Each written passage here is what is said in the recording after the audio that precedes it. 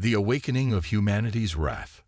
The Milky Way had known peace for nearly 3 centuries, not the kind born of mutual respect, but the uneasy stillness enforced by the Zabraxi Empire. Their crystalline ships prowled between the stars like predators, their technology centuries beyond most spacefaring races. When they discovered a new civilization, the pattern never varied. Demonstrate overwhelming force, demand submission, integrate or eliminate. 18 species had joined their harmonious collective over the past millennium. None had successfully resisted, until humanity. When the Zabraxi scouts first encountered Earth's outposts in the Alpha Centauri system, their initial reports were dismissive. Primitive propulsion systems, rudimentary shielding, minimal weapons capacity. The Supreme Arbiter, Vexithol, had actually laughed during the military briefing, a rare display of emotion for his species. These humans build their vessels from refined metals and basic composites, he had said, his voice carrying through the Grand Chamber. Their fastest ships require years to traverse distances our smallest scouts cover in days. They are barely worth the resources required to subjugate them. The Zabraxi military command shared his amusement. After all, what threat could a species pose when their most advanced warships could be crippled by a single shot from even the lightest Zabraxi cruiser? None of them knew about Project Thunderbolt. Deep in the asteroid belt between Mars and Jupiter, hidden within a hollowed-out planetoid designated only as Research Station Omega, Captain Ilara Jensen stared at the holographic display before her. Her ship, floated in the cavernous construction bay, its hull gleaming with an odd bluish-black sheen that seemed to drink in the light around it. "Final systems check complete," Captain, reported Commander Takashi, his voice calm despite the tension evident in his posture. "Quantum core stable at 97% efficiency. Neural interface is green across all channels." Ilara nodded, her steel-gray eyes never leaving the display. At 43, she was considered young for a command of this magnitude, but there had been little choice. The neural interface that allowed Thunderbolt to achieve its theoretical capabilities required a specific neurological profile, and hers was the strongest match among all military personnel.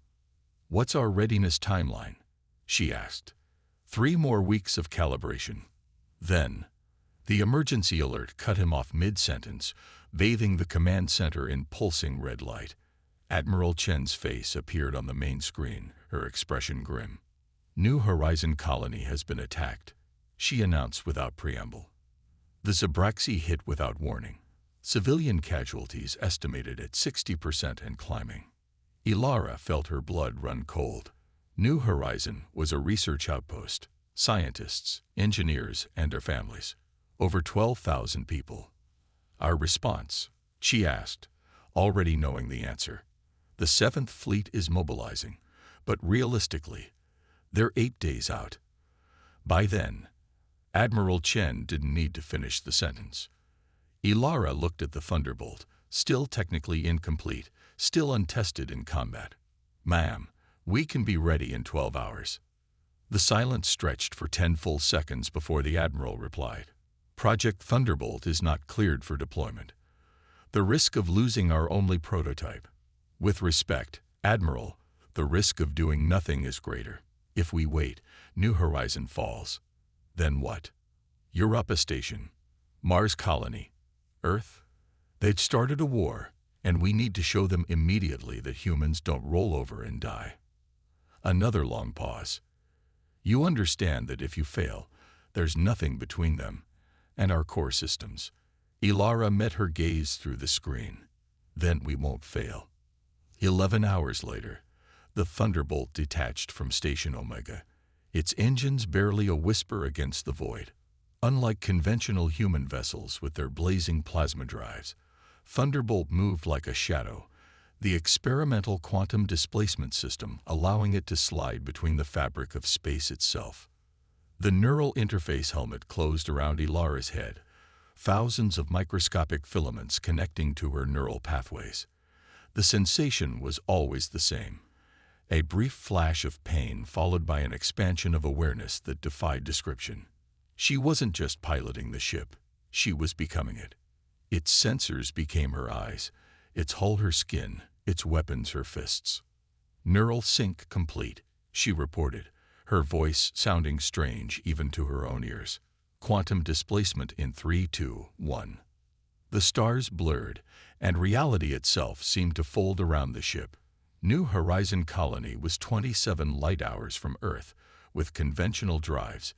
Even at maximum burn, it would take days to reach. Thunderbolt arrived in 17 minutes. They emerged into chaos. 3 Zibraxi destroyers orbited the colony, methodically firing kinetic lances into key infrastructure points. The colony's defensive grid was already dark, and fires were visible even from orbit.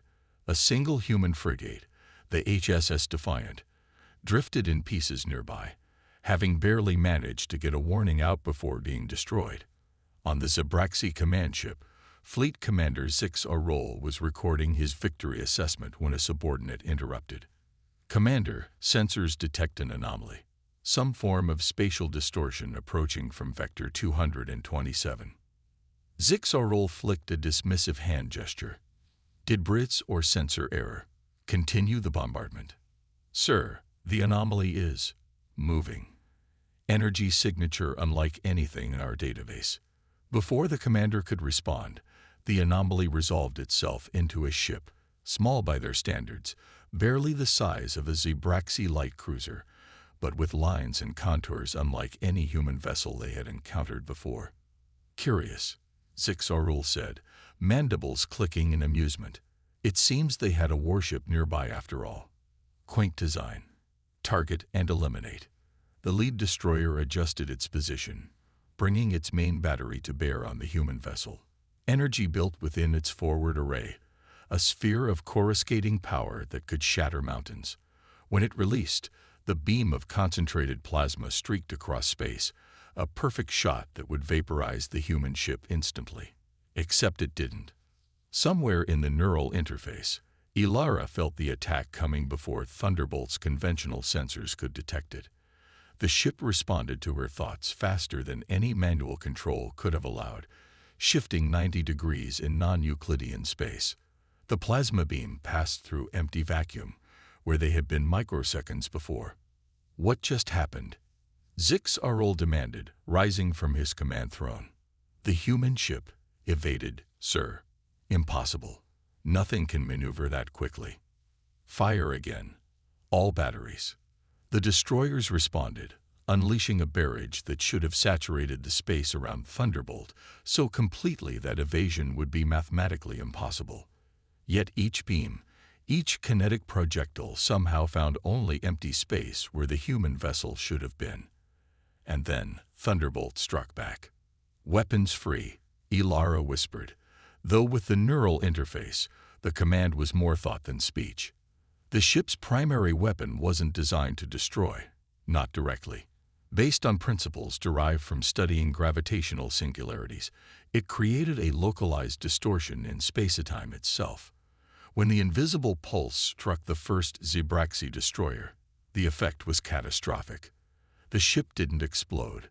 Instead, it simply collapsed, as if crushed by an invisible hand, the crystalline hull fracturing along stress lines that shouldn't have existed. In the command center of the Zibraxi flagship, alarms blared as officers scrambled to understand what they were witnessing. Impossible. All destroyer systems were functional. There was no weapon discharge detected from the human vessel. One officer shouted. Zix Arol stared at the visual feed, mandibles slack with shock. "What are they?" He had no time to contemplate an answer. Thunderbolt blinked out of existence again, reappearing within the defensive envelope of the second destroyer. This time, the human ship's secondary weapons fired, conventional by comparison, but placed with surgical precision. The destroyer's propulsion system went dark, followed by its weapons grid, then life support. Within 30 seconds, it was dead in space without a single hull breach. The final destroyer, Zix Arol's own flagship, began emergency maneuvers, attempting to create distance for a jump to hyperspace. They had come expecting to crush primitives, not face technology that seemed to defy physics itself. "Sir, the human ship is hailing us," the communications officer reported, incredulous. Zixarol hesitated only briefly. Display. The holographic interface flickered to life, revealing a human female. Her eyes held a coldness that transcended species barriers. "This is Captain Ilara Jensen of the Terran Alliance vessel Thunderbolt," she said, her voice steady. "You have attacked a civilian research outpost without provocation or declaration of war. You have 1 minute to surrender your vessel and withdraw all forces from this system." Zixarol's inner eyelids flickered in disbelief. "You demand our surrender. You face the might of the Zabraxi Empire, human. This single vessel of yours, however unexpected, cannot stand against our armada." "Then perhaps you should call your armada," Ilara replied, "because in 50 seconds, your ship joins the others." Pride warred with survival instinct in the Zabraxi commander's mind. One destroyer crushed like an insect, another disabled without firing a shot. His own scans couldn't even determine how the human ship was powered, let alone how it moved the way it did. "We will withdraw," he said finally, the words bitter on his tongue. "But know this, human. The Empire does not forget. We will return, and in greater numbers than you can imagine." Ilara's expression didn't change. "We'll be waiting. And Commander, the next time you attack humans, there won't be any survivors to carry warnings." The transmission cut. True to their word, the Zabraxi destroyer engaged its hyperspace drive, vanishing from the system with a flash of distorted light. Inside Thunderbolt's command interface, Ilara finally allowed herself to exhale. The neural link had pushed her to the edge of her endurance, sweat soaking her flight suit despite the environmental controls. "Captain, colony rescue teams are launching from our emergency shelters," reported Lieutenant Park from the conventional communications station. "They're asking for assistance with evacuation of critical areas." "Acknowledged. Tell them we'll provide whatever support they need." She paused, watching as damage assessment data scrolled through her field of vision. "And Lieutenant, send a tight beam message to Admiral Chen. Tell her the Thunderbolt works. And tell her the war has begun." As rescue operations commenced below, news of the encounter spread through human space at the speed of light. On distant colonies and stations, people watched grainy footage captured by New Horizons' few remaining external cameras. They saw one human ship facing down 3 Zabraxi destroyers. They saw it move in ways that defied conventional physics. They saw it win. For the first time since the Zabraxi had appeared on humanity's doorstep, people began to hope. In the grand chamber of the Zabraxi Empire, Supreme Arbiter Vexus Fol was no longer laughing. The preliminary report from Commander Zixarol lay before him, along with the sensor data transmitted before the flagship's retreat. His most trusted science advisors had spent hours analyzing it, and their conclusion was disturbing. "The humans have somehow developed quantum displacement technology," the chief science advisor explained, his voice carefully neutral. "Our scans detected gragometric distortions consistent with localized space-time manipulation. If this is not an isolated prototype, is it an isolated prototype?" the Supreme Arbiter asked sharply. The advisor's inner eyelids flickered in the Zabraxi equivalent of uncertainty. "Unknown, Excellency, but the implications are significant. If they can mass-produce this technology, then we crush them before they can."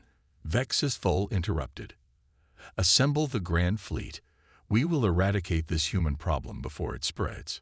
As the chamber emptied, the Supreme Arbiter remained seated, staring at the holographic image of the sleek, darkly gleaming human ship. Something about it troubled him on a level deeper than tactical concerns. It was as if, after centuries of easy conquests, the Zabraxi Empire had finally encountered something it didn't understand. And in the vast darkness between the stars, that was the most dangerous prospect of all. When the stars trembled, the news spread like wildfire across the galaxy. One human ship had faced 3 Zabraxi destroyers and emerged victorious. The recording, Grainy and partial though it was, became the most watched data transmission in human history. People replayed it in homes, on colony transports, in military academies. They watched the Thunderbolt move in ways that seemed to defy physics, watched it reduce one Zabraxi ship to twisted debris, and disable another without visible weapons discharge. Hope, that rarest of commodities in a galaxy dominated by the crystalline ships of the Zabraxi, began to bloom. But in the secure war room deep beneath Geneva, Earth's military command knew that hope alone wouldn't be enough. "They're mobilizing their entire home fleet," Admiral Chen said, gesturing to the holographic display showing Zabraxi fleet movements. 17 capital ships, 43 destroyers, over 100 support vessels. They'll be in striking range of our outer colonies within 2 weeks. General Santos, head of the combined Terran Defense Forces, shook his head grimly. "Even with conventional forces at maximum deployment, we can't match those numbers. The 7th Fleet is our strongest presence near the frontier, and they have 6 destroyers and a battleship. It would be a slaughter." The room fell silent, the unspoken question hanging in the air. Could one prototype vessel, however advanced, make enough difference against an armada? "Captain Jensen," Admiral Chen said finally, "your assessment." Ilara stood, still moving with the careful deliberation of someone recovering from neural interface strain. The technology allowed unprecedented control of the Thunderbolt, but it came at a physical cost. "Thunderbolt exceeded all combat performance projections," she said. "The quantum displacement drive allows maneuverability that the Zabraxi targeting systems simply cannot track. Their weapons are powerful but useless if they can't hit us." "And offensively," General Santos pressed. "The gravitational singularity projector works. One hit was sufficient to compromise the structural integrity of the Zabraxi destroyer." But she hesitated. "The neural interface strain is significant. In a prolonged engagement against multiple targets, there are physical limitations to consider." Dr. Kavita Sharma, lead scientist on Project Thunderbolt, spoke up from her position near the display. "We're already implementing modifications based on Captain Jensen's combat data. The next neural synchronization should be more efficient, reducing strain by approximately 23%. "That helps," Ilara acknowledged, "but it doesn't solve our numbers problem. Even at peak efficiency, I can engage maybe 5 or 6 ships before neural fatigue becomes critical. They're bringing 60. Admiral Chen's expression remained impassive, but her eyes betrayed a calculated intensity. "Then we need to change the equation. Dr. Sharma, what's the status of the second prototype?" "Quantum core assembly is complete," the scientist replied. "Hull fabrication is at 82%. But we don't have another pilot with Captain Jensen's neural compatibility." "Yes, we do," said a new voice from the doorway. All heads turned as Commander Alexander Volkov entered, his tall frame silhouetted against the light from the corridor. At 51, he was older than the typical combat pilot, with steel-gray hair and eyes that had seen too much war. "The secondary neural interface tests," he said. "My compatibility was only 2% lower than the captain's." Dr. Sharma frowned. "Commander, with respect, that 2% represents a significant risk factor. The neural load." "I understand the risks, Doctor," Volkov interrupted calmly. "But unless you found someone else with higher compatibility in the last 3 weeks, I'm the best option we have." General Santos studied him for a long moment. "The second prototype, Maelstrom, isn't ready for deployment." "It will be," Volkov said with quiet confidence. "If we focus all resources on completing the essential systems, we can have it operational before the Zabraxi fleet reaches Proxima Centauri." Admiral Chen exchanged glances with General Santos, a silent communication born of decades serving together. "Very well, Commander.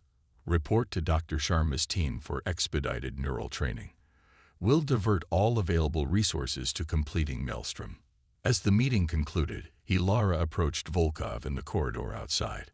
They had served together years earlier, before Project Thunderbolt had even been conceived.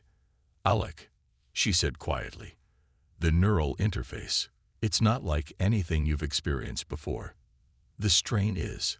"I know, Ilara," he replied, his Russian accent slightly more pronounced than usual, a tell she recognized from their days flying conventional fighters against pirate raiders in the belt. "I've read all the medical reports, including the ones they didn't want us to see." She raised an eyebrow. "Hack the secure server again." A ghost of a smile crossed his features. "Old habits. The point is, I know what I'm signing up for. The potential brain damage. The neurological strain. All of it."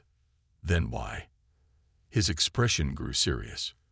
"Because you can't face them alone, and nobody else can do it. It's that simple." Before she could respond, he continued walking down the corridor, leaving her with the uncomfortable awareness that he was right.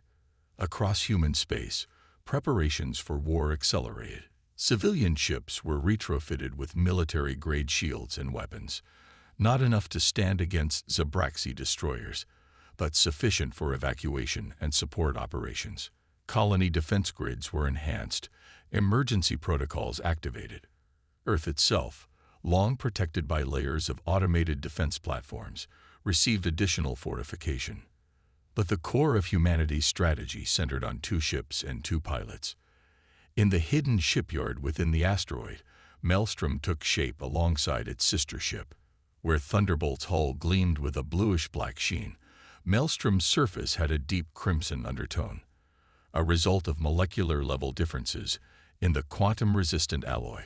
Both vessels incorporated technology that had been theoretical until months ago, built by engineers and scientists working around the clock. 2 weeks passed in a blur of preparation, simulation, and modification. While Volkov underwent the grueling neural interface training, Ilara pushed Thunderbolt through increasingly complex maneuvers, testing the limits of both ship and pilot. The neural interface became more efficient with each synchronization, as Dr. Sharma's team refined the connection protocols based on combat data.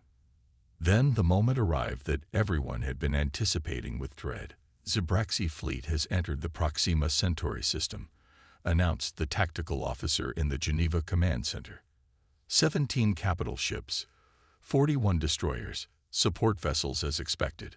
They're moving in standard conquest formation, heading directly for Proxima Colony. Admiral Chen's expression hardened. Status of Thunderbolt and Maelstrom. "Thunderbolt is at full operational capacity," Dr. Sharma reported. "Maelstrom's primary systems are online, quantum core stable. There are still some calibration issues with the secondary weapons array, but the gravitational singularity projector is functional." "And Commander Volkov?" Dr. Sharma hesitated. "He completed the neural training program. His synchronization efficiency is at 91% of Captain Jensen's." The careful wording wasn't lost on anyone in the room. Volkov had pushed through the training at an accelerated pace that bordered on reckless, enduring neural synchronization sessions that had left him hospitalized twice. But he was ready, or as ready as anyone could be under the circumstances. "Then we proceed as planned," Admiral Chen said. "The 7th Fleet will engage the Zabraxi support vessels, while Thunderbolt and Maelstrom target their capital ships.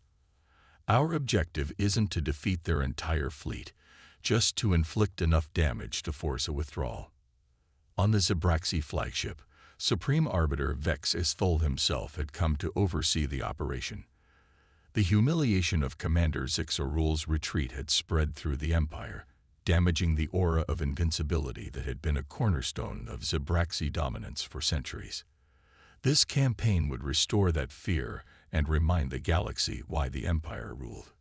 "Deploy in standard conquest formation," he ordered. "I want tactical precision. These humans have one advanced vessel, an impressive achievement, but nothing that can withstand the focused firepower of our fleet." "Yes, Excellency," the fleet commander responded. "Sensors are detecting human defensive positions throughout the system. Their primary battle group appears to be assembling near the planet's outer moon." Vexithol's inner eyelids flickered with satisfaction. Predictable. They hope to use the moon's gravitational field to enhance their maneuverability. a standard defensive tactic for technologically inferior species. "Sir," the sensor officer interrupted, "we're detecting a spatial anomaly similar to the one reported in the New Horizon incident. Quantum displacement signature, but there are two of them." 2. For the first time, Vexithol felt a flicker of uncertainty. "Confirm that reading." "Confirmed, Excellency. 2 vessels, approaching at impossible velocities." In the neural interface cradle aboard Thunderbolt, Ilara felt the ship become an extension of her consciousness. The sensation was more fluid now, less like drowning and more like breathing underwater. Unnatural but manageable. "Neural synchronization complete," she reported. "Quantum displacement drive at full capacity." From nearby, Maelstrom responded, Volkov's voice carrying the slight strain of someone still adjusting to the neural load. Maelstrom synchronized and ready. Weapons systems green. "Remember the plan." Admiral Chen's voice came through the quantum-encrypted comm. "Hit and fade. Focus on their capital ships. The 7th Fleet will engage their support vessels and provide interference." "Understood," Ilara responded. Commencing Phase 1. Thunderbolt and Maelstrom vanished from normal space, transitioning into the quantum realm where conventional physics held only partial sway. To observers, they simply ceased to exist until they reappeared in the heart of the Zebraxi formation. "Attack pattern Nova," Ilara commanded, the words translating instantly into tactical data shared with Volkov through their ship's linked systems. The 2 human vessels moved with perfect coordination, sliding between Zebraxi warships like ghosts. Before the crystalline fleet could even register their presence properly, Thunderbolt's gravitational singularity projector fired, the invisible pulse striking the nearest capital ship. The effect was immediate and catastrophic. The massive vessel didn't explode so much as implode, its structure collapsing inward as localized space itself distorted. Maelstrom targeted another capital ship, its own projector creating a similar effect.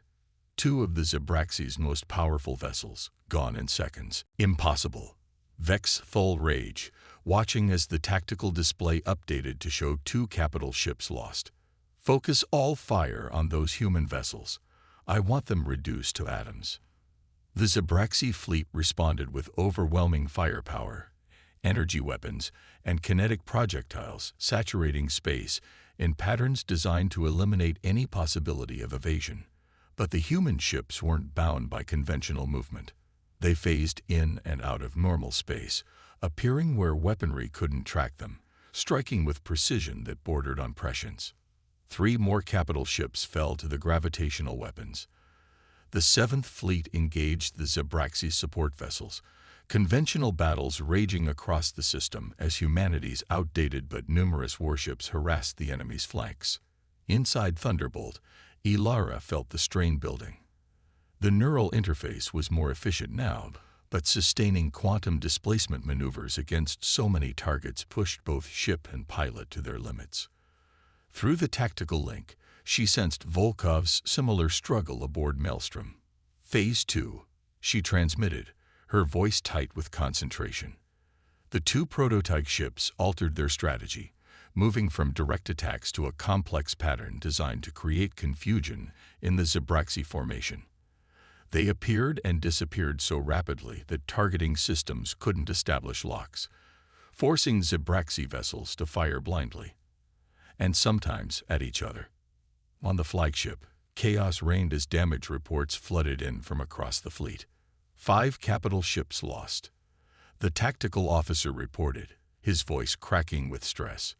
8 destroyers severely damaged or disabled. The human fleet is engaging our support vessels, and the prototype ships. We can't track them. Our targeting systems aren't designed for targets that can manipulate spacetime. Vexethful stared at the tactical display in disbelief. The pride of the Zebraxi Empire, the fleet that had subjugated 18 species across 3 galactic sectors, was being systematically dismantled by 2 human ships and a handful of outdated conventional vessels. "Excellency," the fleet commander said quietly, "should we consider a strategic withdrawal?" The Supreme Arbiter's mandibles clicked in fury. Withdraw. Before these primitives. Never. Reconfigure all remaining ships for maximum offensive output. Divert power from shields if necessary. I want those human vessels destroyed, whatever the cost. As the Zibraxi fleet adjusted its tactics, focusing all firepower on predicting where Thunderbolt and Maelstrom might appear, Ilara sensed the change through her neural link. They're getting desperate, she transmitted to Volkov. Neural fatigue status. Manageable, came his reply, though she could hear the strain in his voice. But not indefinitely. Estimate 15 minutes before critical levels. Copy that. Execute final strike protocol. Both ships vanished again, but this time, when they reappeared, they were positioned directly above and below the Zibraxi flagship, the massive crystalline vessel carrying Supreme Arbiter Vex Thul himself. What are they doing? Vex Thul demanded as alarms blared across the command deck. Fire everything. Now. But before the flagship's weapons could respond, both human vessels fired their gravitational singularity projectors simultaneously, creating intersecting fields of distorted space-time. The effect was more controlled than their previous attacks, not crushing the flagship outright, but rendering its weapons and propulsion systems useless as localized gravity fluctuations twisted the crystalline structure. Ilara opened a communication channel to the crippled flagship, her image appearing on their command deck displays. Despite the neural strain evident in her features, her voice remained steady. Supreme Arbiter Vex Thul, she stated, not a question. Your fleet is in ruins. 5 capital ships destroyed. 12 destroyers disabled.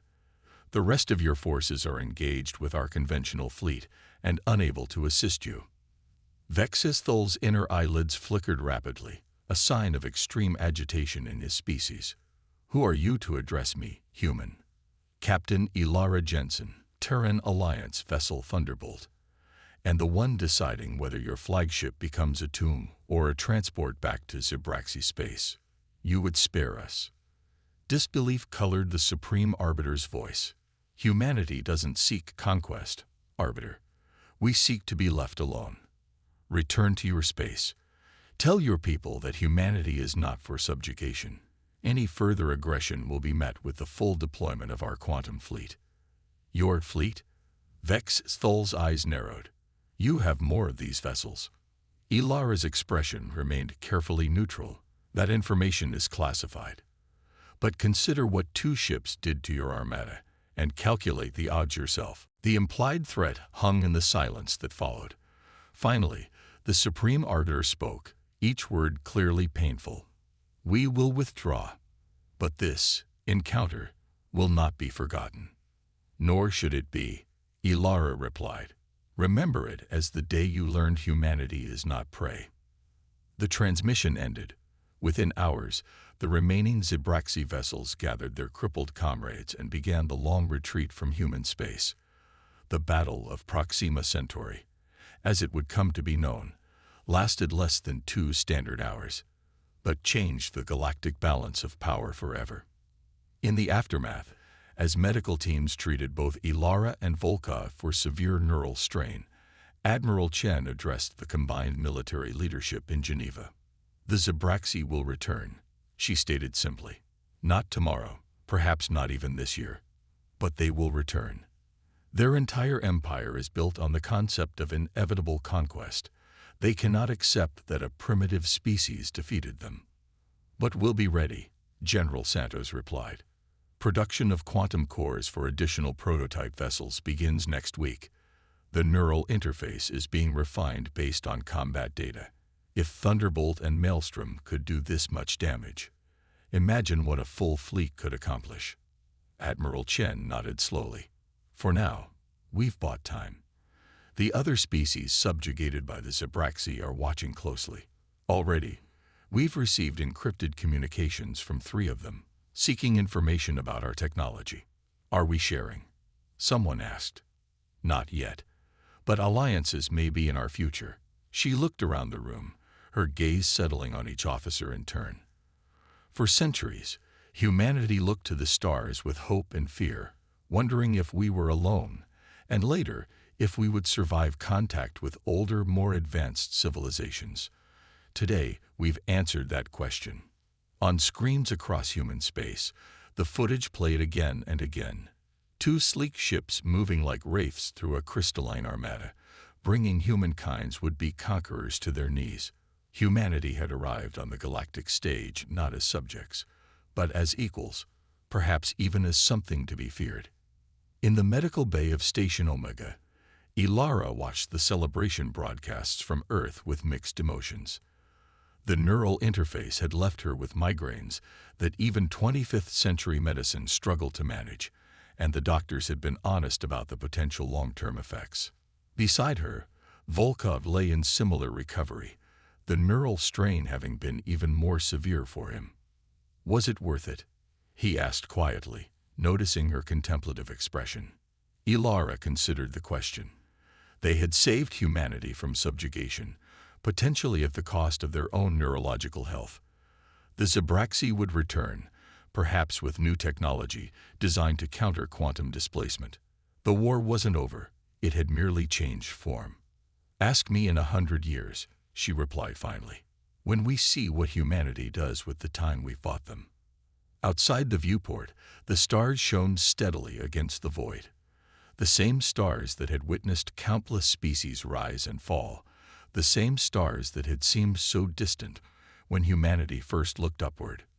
Now, humanity moved among them, not as visitors or victims, but as defenders of their own destiny. The galaxy would never be the same.